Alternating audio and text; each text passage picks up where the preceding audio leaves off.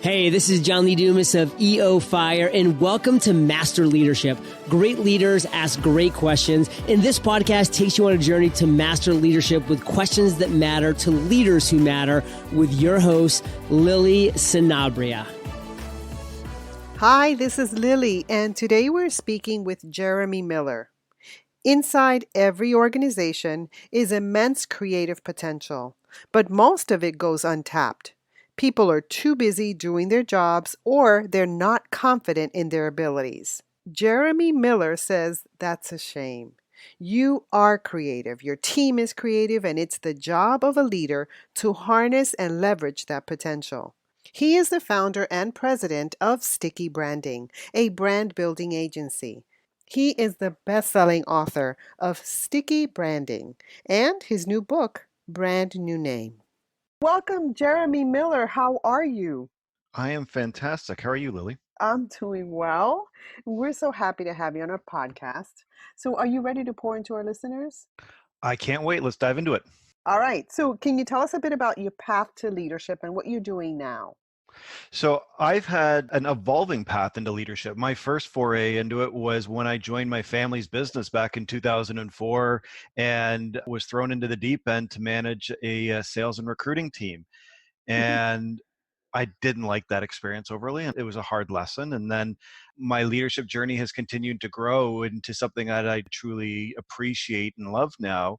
But it took a philosophical change in the last 5 years from what I had learned in a family business of being more of a patriarchal leader to one of empowerment and getting out of the way of people.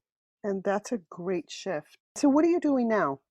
So I run a consulting and marketing agency called Sticky Branding, and we help companies grow their brands through tools, services, books, and consulting services. Now, how would you describe your leadership style? When I hire someone, my first statement to them on day one is, I lead, you manage. And what I mean by that is we will set the vision and we will co-create and work on things together. But if I have to tell you what to do or pull you along, it's not going to work very well. And so I would describe my style as one of empowerment and co-creation. I love empowerment. I love co-creation. And I know part of your leadership statement, creativity is what stood out for me, for you Mm, as a mm, leader. Tell me mhm. more about why that's important to you.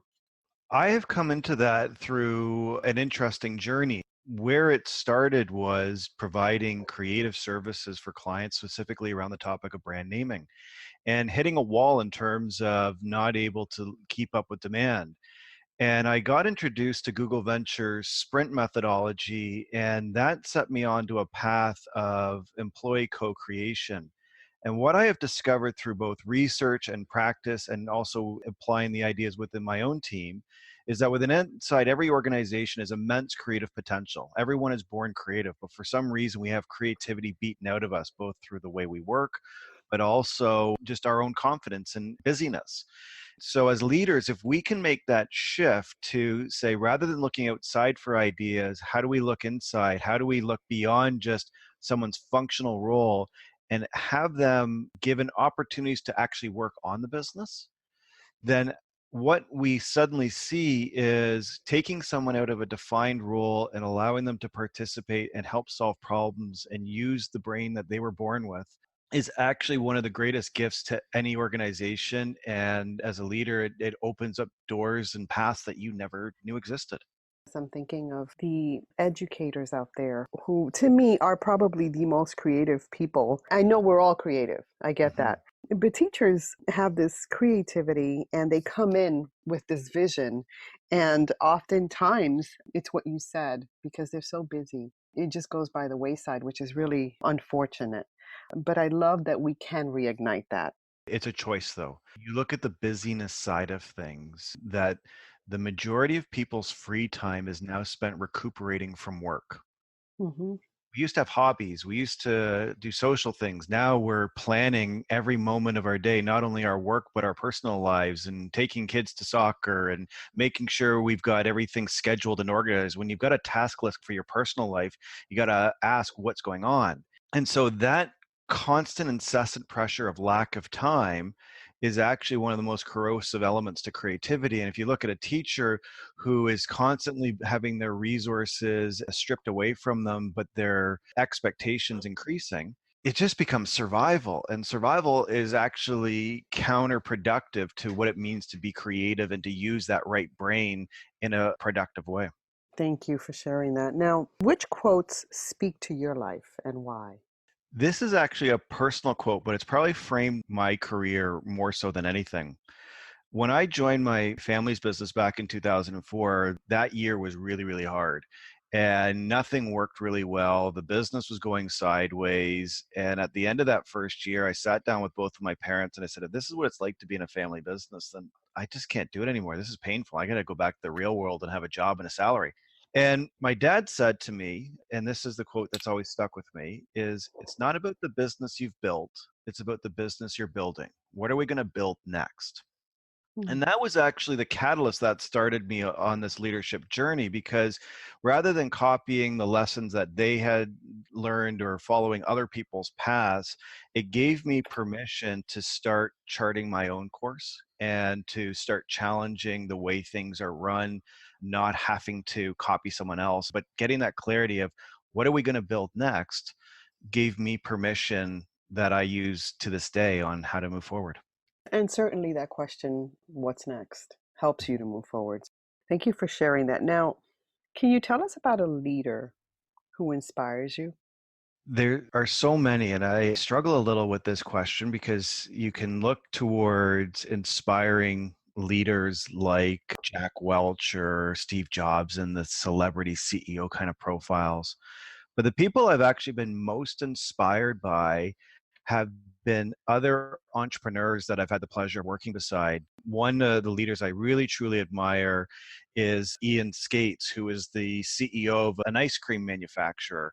I had the pleasure of having them as a client. And what I've been so inspired by in his leadership style is just the ideas of empowerment. When you hire someone, he will tell you that his number one job is to make the individual successful. And so it's that attitude of servant leadership, but rather than it being a philosophy, it's in the day-to-day behaviors, taking the time to walk the facility and talk with individuals and get to know them, taking the accountability that when somebody is not performing, to actually speak with them in a kind way, but in a practical way of what are expectations and what does it take to be successful. And I found that learning from leaders like that is, it's not just simply what you learn in a book, it's how you apply it and how you as a leader change your behaviors to make others successful. It's higher level leadership thinking because you're adding value to others, you're valuing others.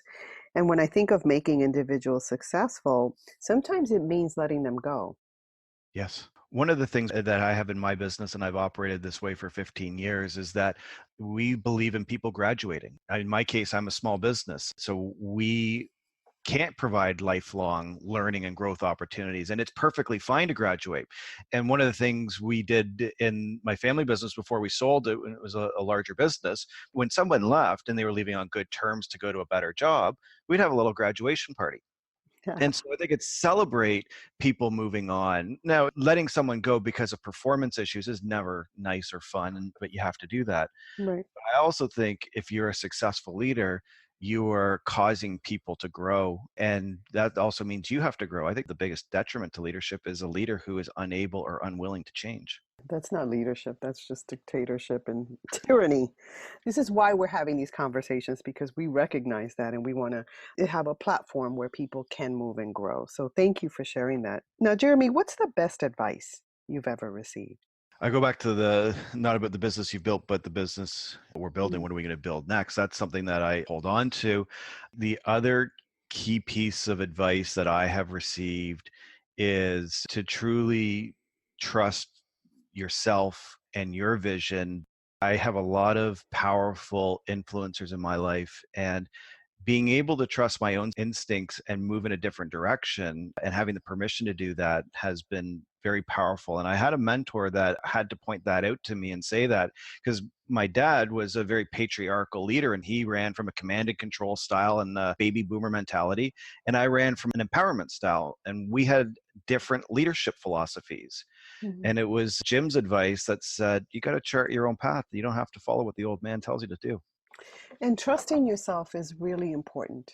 And that word trust to me, it's a powerful word, especially in leadership. So, hmm how important is trust in leadership? Not just trusting yourself, but trusting others. I think it's absolute. I have a belief, and it's a hard belief, and it's hard to keep in practice. But when I bring someone on new to my team, they start with absolute trust. I don't agree with the principle you have to earn trust, and then it becomes two-way that we start out with a full bank account. And then if something happens, then we change. So I think as leaders, we have to trust and believe in people. Hmm. But I also think from at least in a values-based organization, we have to create the conditions for trust to happen, because when you lose trust, you create disengagement, you create us versus them. You essentially eliminate, if you have a desire for empowerment and co-creation, which are my goals, the foundation is trust. You can't do any of Right. it without that basic building block. And you said create conditions for trust. And to me, that's part of a good team. So, how do you build a good team and sustain one? I think it's constant maintenance. It's like gardening. You've got to weed, you've got to stay on top of it. You have to have communication, accountability, and scorecards are huge. In my organization, we use a set of tools in terms of annual strategic planning with quarterly reviews. We have weekly huddles, ongoing scorecards, and a set of accountability that drives what we are building and under what terms. But I think the other side of it is there's the soft elements of trust and empowerment. And so we work on our social contract, we work on communication, we work on dealing with the hard situation. And I've been very fortunate to work with a group of people that have that shared values. At times when it doesn't work is when someone doesn't give what we give, and at those points usually the team will reject the individual. So I think it's constant maintenance. I love how you equate it to gardening. Like that brings it to life for me. I've not heard that from someone I've interviewed. Hey, leaders, stay tuned for the rest of the interview following this brief message. If you haven't downloaded your copy of the Master Leadership Journal, go to masterleadership.org/MLJ to get instant access and begin growing your leadership with questions that have been curated by top level leaders. I've also included some cool extras for you at masterleadership.org/MLJ. You describe trust and empowerment as soft elements. hmm Why? And Jeremy, the reason I ask this is because I'm an educator, and so that's my world. But hmm when I come across the business world, they equate social emotional skills as soft skills. You even said it yourself, soft elements. And so I wondered why you made that connection. And to me, these aren't soft skills. These are the Awesome. hardest skills to develop. So I wholeheartedly agree with that. I'm wanting to have these conversations because if we continue to call them soft skills, they're not as important. I Go agree ahead. with the semantics and how you were approaching it, because I do believe they are the most fundamental and hard elements. And this is actually where we create success. Mhm. From a business person's lens, we think of hard elements as profit, revenue, and process and systems. It's those investable assets where we kind of, at least that's the lens that I have. And this world of leadership, while and having even an HR background, this is not considered the tangible things that move the needle. But what I can tell you in my journey is it's the most fundamental things to move the needle. Absolutely. Now, can you tell us about a challenge that you've experienced and how it shaped your life? So much of my journey into leadership is rooted in this origin story of my family business. And it's funny because it goes back 15 years ago, but it was this moment in time of what changed everything. And what set me on the journey that I am today as an author and a speaker and sharing these types of ideas was joining a family business at a point of transition. And my company was a recruiting agency, and we didn't know at the time, but we were being disrupted by technology. LinkedIn and Google and those things were changing our industry before we even knew it. And it was in that point of transformation and having basically your legs chopped out from underneath you where no certainty was left. Everything was changing. Everything that we tried didn't work. It was crazy and uncertain. And you're going through that kind of disruption and volatility. And having lived through that would set a set of understanding and permission that what made you successful won't make you successful. Following what somebody else has done isn't necessarily the way. So being truly open and transparent and willing to try was that catalyst that set me on my path. So I wrote down a couple of words that you said: transformation, transition, open, transparent. That took work, that took intentionality. Oh, yeah. It was incredibly stressful and incredibly humbling. And the moments when I fought it were the moments I lost. Mm.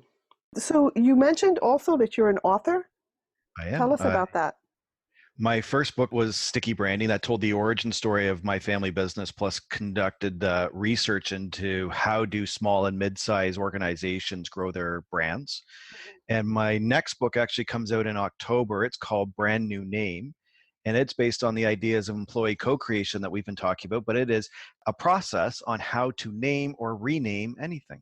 Very needed, because I see we're constantly needing to shift and rename and rebrand. How could our listeners get a hold of your book? How can they get in touch with you? Both books are available wherever books are sold. So Sticky Branding is the first one. The second one is called Brand New Name. And the best way to find me is just to Google Sticky Branding. My website, stickybranding.com. I'm on all the social networks at Sticky Branding. And I would love to chat with anyone who wants to connect. Perfect. So can you tell us about one of your greatest successes? The first that comes to mind was writing my first book and going through that journey to do that. But the more substantive ones that I'm proud of are actually watching key members of my team blossom and Mm. grow. I call them CoPilots now, and where my points of pride are actually in the members of my team. So you lead, and now they're leading as well. When I don't have to look over their shoulder, when I know they're pulling me, that's a pretty awesome experience. Great. All right. So, Jeremy, many leaders describe themselves as lifelong learners. Mhm. What does that mean to you, and what are you learning now? I believe you have to be a lifelong learner in order to be a leader, because the key to me being a leader and what I have seen working not only for myself, but working with dozens of leaders across many industries and organizations is the ability for a business or an organization to grow is dependent on the ability of the leader to change.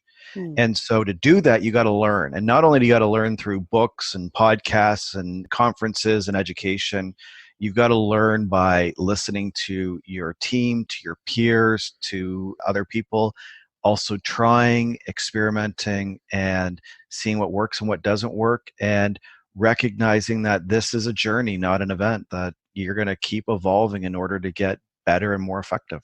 It certainly is a journey. So, speaking of, what have you read, watched, or listened to that our listeners should as well, and why? Funny, I have just recently been exposed to Brene Brown's work, and I know she's been around forever, but I am finding that all of her books are absolute must reads just from the perspective, goes back to that comment on what the perception of soft skills, that learning vulnerability, learning the ability to communicate, learning just the elements of emotional intelligence, I think are so fundamental. So if you are struggling or thinking around how do I be more effective in terms of connecting with people and thinking about terms of empowerment, I'd start with Brene. Fantastic. She's one of my favorites. Wonderful. Yeah, Or just watch her Netflix documentary. It's an hour and a half that you will just love. absolutely. I agree. All right. So, Jeremy, if there were something you could change in education, what would that be? What I miss in education, especially in higher education, is the openness to discover and chase creative ideas and not be just putting kids and adults into butts and seats into defined programs of streams. I find the for-profit mentality that has become education, the machine of education, is disappointing. I come from a background of the arts. I studied English in university, and I think what we need today is more openness and opportunities for people to do broader forms of research, education, and discovery. Love it. And you mentioned creativity again. One of the greatest gifts that we've been given as human beings is the ability to be creative, and we don't use that enough. Creativity is in decline. There's a fascinating research report called the Creativity Crisis. And the industrialization of our school system is clearly linked to the decline of creativity. Since 1990, creativity scores have been declining, and they've actually accelerated their decline in the last 5 years, where people start out and are born creative, but by the time they leave high school and college, we have fundamentally stunted their ability to use those critical thinking and creative muscles. What are some things we can do to reignite that? I think from a leadership perspective, it starts there that we as leaders have to define our organizations to want this. And to do that, there's really going to be some baby steps that need to go into place first. The first one is to create the time and space for people to work on projects. Most people associate creativity with their artistic skills, but it's their creative thinking in terms of applying their knowledge to solve problems and generate unique ideas. So creating space and freedom for people to collaborate more, to think, to do the work is step one. And step two is to provide structure. And you can look to places like IDEO for design thinking or Google Ventures for the sprint methodology. There's multiple different tools and processes out there, but it's creating some structure because most people don't know how to use those muscles. So we have to introduce them slowly. I'll just throw one other element to this too, from a leadership perspective, is to eliminate judgment. The Mm, fastest way to kill creativity is to judge an idea. And when somebody is not used to doing this and they give you an idea and you go, oh, that's not very good, or why not you do this, they stop contributing. mm. So you got to shut up as a leader, or if somebody else is being critical, you have to stop that behavior because it's culture building in order to foster these skills, whether it's healthcare, education, the private sector. The thing that's missing right now in a world of constant change is the ability to collaborate and the ability to actually innovate, not on the product services that we deliver, but in the way we are fundamentally doing the work, the processes, the systems in house, the day to day activities, the things that each and every one of us touch. And so we have to foster these ideas around creativity in order to be successful. You spoke about judgment, and I think that you really nailed it here because we're judgmental creatures and we have to rein that in. Yes. So thank you for sharing that. Now, you have a lot of responsibilities. So, what do you do on a Yes. daily basis to set your mind?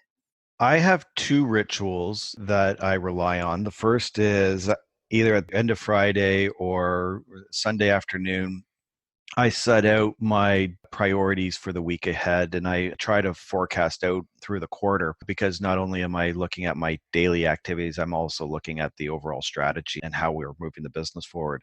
So I look at that as a weekly ritual, and then every day I maintain my task and priority list and I keep that open and visible to everyone on my team. And we have a daily huddle every day just to quickly go through what are our priorities, what's going on, what do we need help on. And that helps absolutely with just the constant busyness, but also it increases collaboration because you start to learn that you're not in it alone. All right.